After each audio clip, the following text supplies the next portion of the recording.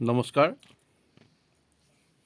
দৰ্শকবৃন্দ, আপোনালোকক আমাৰ ইউটিউব চেনেললৈ প্ৰথমতে স্বাগতম জনাইছোঁ আৰু ভোগালীৰ ওলগ জনাইছোঁ। এয়া মোৰ সৈতে আছে ৰাজকুমাৰ ডেকা নমস্কাৰ আৰু অভিজিত কুমাৰ। ই পিঠাই দিয়ে নমস্কাৰ দিব আপোনালোকক। আমি প্ৰথমতে সুধিবলৈ ওলাইছোঁ ৰাজকুমাৰ ডেকাৰ ভোগালী বিহুৰ কেনে আয়োজন বা কি আছিলে সেই বিষয়ে জানিবলৈ আমি চেষ্টা কৰিছোঁ। আপোনাৰ এই ঘৰত কি মাংস চলিল? বেছিকৈতো আপোনাৰ আমাৰ ঘৰতো গাহৰি চলিল বাৰু। গাহৰি 5 কেজি অনা আছিল। এই গাহৰি কেজি কেনেকুৱা হ'ল? গাহৰি কেজি এতিয়া আগতকৈ বহুত কমিছে বাৰু। আগতে যোৱাবাৰ বিহুত 350 টকা কিনা আছিল, এবাৰ 250 টকা পাইতো মই 5 কেজি লৈ আহিলোঁ। এই 1 কেজি বোলে আপুনি নিজে অকলে খালে? মই নিজে অকলে খাইছোঁ। মই গাহৰিটো চুঙাত দি বনাইছোঁ দেই। বাঁহৰ চুঙাত দি বনাইছোঁ। আপুনি গাহৰিটো ক'ৰ বজাৰৰ পৰা সংগ্ৰহ কৰিলে? গাহৰিটো মই দেওমনে বজাৰৰ পৰা সংগ্ৰহ কৰিছোঁ। হয়। গাহৰিৰ লগত আপুনি কি খালে? মূলাই দি খালে নেকি গাহৰিটো? নাই, গাহৰিটো মই লাই দি বনাইছোঁ। আৰু মোক খাচী মাংস আনিছিলোঁ। খাচী মাংসটো বনাইছোঁ বাৰু। মাছ আছিল নে? মাছটো মোৰ নিজৰ ঘৰতে, মোক কিনিব নালাগে বাৰু। মোৰ নিজে 2টা পুখুৰী আছে বাৰু। 2টা পুখুৰীৰ পৰা মই মাছ মাৰিছোঁ। পিঠা পনাৰ কি আয়োজন? পিঠা পনা আপোনাৰ মাতেৰে বনাইছে। তিল পিঠা, নাৰিকল দিয়া পিঠা আৰু লাৰু কিবা কিবি বনাইছে বাৰু। চুঙা পিঠা মানে এই যে কটা বাহন বুলি কয় যে, সেয়া কটা বাহনৰ কিবা চুঙাৰ ব্যৱস্থা কৰিছিল নেকি আপুনি? নাই, কটা ভঙা চুঙা বাৰু এইবোৰ ব্যৱস্থা কৰা হোৱা নাই। হ'লেও কিন্তু আমাৰ যিটো কটা ভঙা চুঙা সেইটো সোৱাদ বহুত বেলেগ ধৰণৰ। এই বিহু বুলি কোনোবা দূৰণিবতীয়া অতিথি আহিছিল নেকি আপোনাৰ ঘৰত?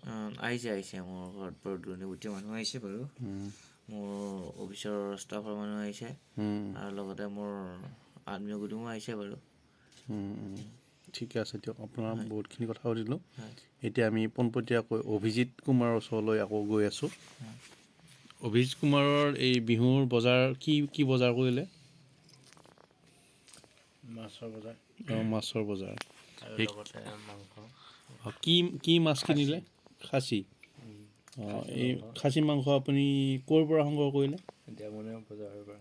এই কিমান টকাকৈ পৰিলে কেজি? কেজি 700 টকা। 700 টকা। এইবাৰ বজাৰত দেওমনি বজাৰত মাংসৰ কেনেকুৱা আপুনি কেনেকুৱা দেখিলে? মানে মাংসৰ মানে চাহিদা কেনেকুৱা? মাংসৰ চাহিদাটো বহুতেই ভাল।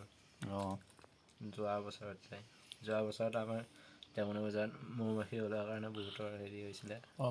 মানে ভোগালীত যোৱা বছৰ মানুহে মৌ কামোৰ খালে। হয়। এইবাৰ ছাগলী মাংস খালে আৰু। ছাগলী মাংস। ৰাজকুমাৰ ডেকাই পোনপটীয়াকৈ আকৌ এবাৰ কিবা এটা ক'ব আমাক।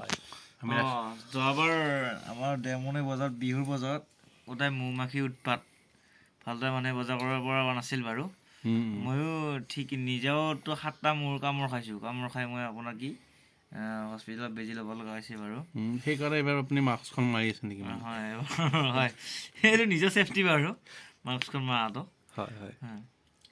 হয়। এই বাকী আপোনাৰ বিহু কেনেকৈ গ'ল?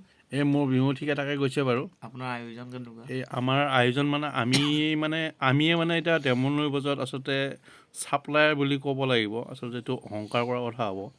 কিন্তু বিক্ৰেতা মানে আমি মূল বিক্ৰেতা আমাৰ ঘৰৰ পৰিয়ালবিলাক, আমি নহয় বাৰু। এতিয়া আমি জনামতে আপোনালোকৰ 3টা খাচী ছাগলী দেওমনি বজাৰত কটা হৈছিলে। আমাৰ 3টা খাহী ছাগলী দেওমনি বজাৰত এই খুৰাহঁতে ভাইটিহঁতে কাটিছিল। আৰু লগতে পেহীহঁতৰো এটা ছাগলী বিক্ৰী হৈছে। আৰু আমাৰ ডাঙৰ খুৰাহঁতৰ ঘৰৰ পৰা গাহৰি এটা কাটিছিলে।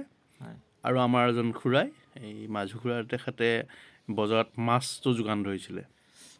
আপোনাৰ লাভালাভ কিমান বুলি আপুনি ক'ব পাৰে? এতিয়া লাভটো আচলতে ধৰিব নোৱাৰি। আচলতে লাভটো মানে বঢ়া হৈ থাকেতো। তথাপি মানে বিহুৰ যিহেতু বজাৰত কিছুমান অন্যান্য খৰচো আছে, গড়ে আমি বিহুটো ভালকৈ খাব পাৰিছোঁ। আৰু অন্যকো আমি ভাল বস্তু যোগান ধৰিবলৈ আমাৰ ঘৰৰ পৰা সক্ষম হৈছে।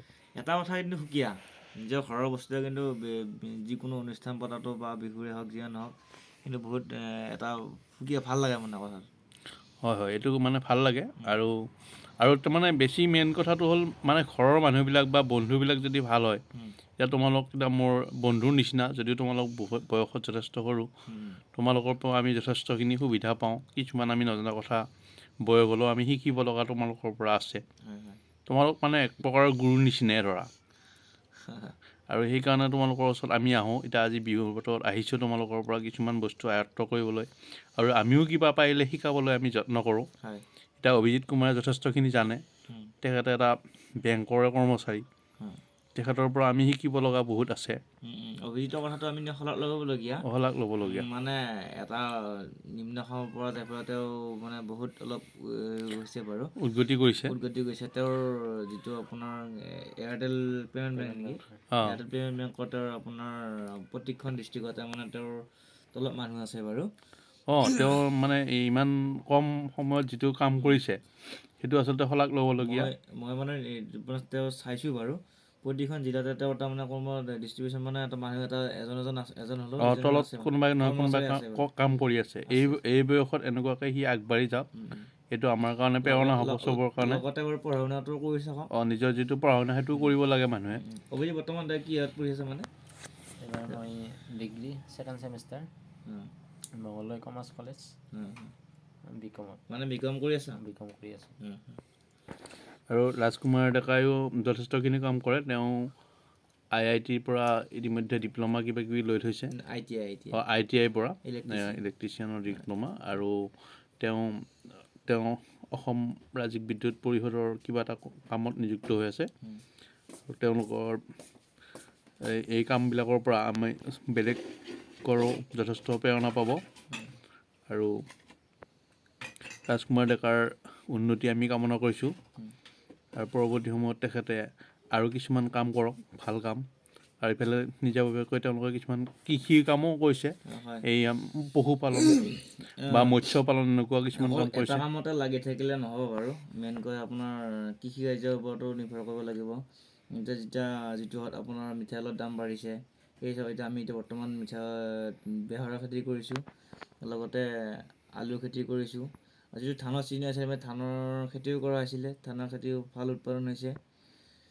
তেনেকুৱা আৰু এই সকলোবিলাক মিলি আমাৰ ল'ৰা ছোৱালীবিলাকে এনেকুৱা বহুতখিনি উদাহৰণ আছে অকল অভিজিত আৰু ৰাজকুমাৰেই নহয় আৰু বহুতখিনি আমাৰ ল'ৰা ছোৱালী আছে প্ৰত্যেককে আমিতো লগ পোৱাটো সম্ভৱ নহয় বিহুৰ দিনত তথাপি আমি ভাবিছোঁ যে আমাৰ গাঁও অঞ্চলৰ যুৱকখিনিয়ে উঠি অহা নৱপ্ৰজন্মই যাতে বহুত কিবা কিবি কামত সকলোৰ কাৰণে প্ৰেৰণা হওক আৰু আমাৰ গাঁওবিলাক যাতে বহুত পিছপৰা কিছুমান কথা আছে সেইবিলাকৰ পৰা আগবাঢ়ি আহক তাকে কামনা কৰিছোঁ আৰু আজিলৈ আমি আমাৰ এই ভিডিঅ'টি সমাপ্ত কৰিছোঁ আৰু আপোনালোকে আমাৰ ভিডিঅ'সমূহ চাব ছাবস্ক্ৰাইব কৰিব লাইক কৰিব আৰু আমাৰ বাবে প্ৰেৰণা হৈ থাকিব আপোনালোকৰ কমেণ্ট আমাৰ বাবে বৰ গুৰুত্বপূৰ্ণ আৰু মোৰ ইউটিউব চেনেলটো ছাবস্ক্ৰাইব কৰিবলৈ নাপাহৰিব অভিজিতৰ অনুভৱ আৰু আমাৰ যিটো মেইন আছে এইটো অসীমৰ সীমা বিচাৰি এইটো চাব পৰৱৰ্তী সময়ত আমাক লগ পালে আমাৰ ভিডিঅ'সমূহ কেনে পালে আমাক জনাই থাকিব ধন্যবাদ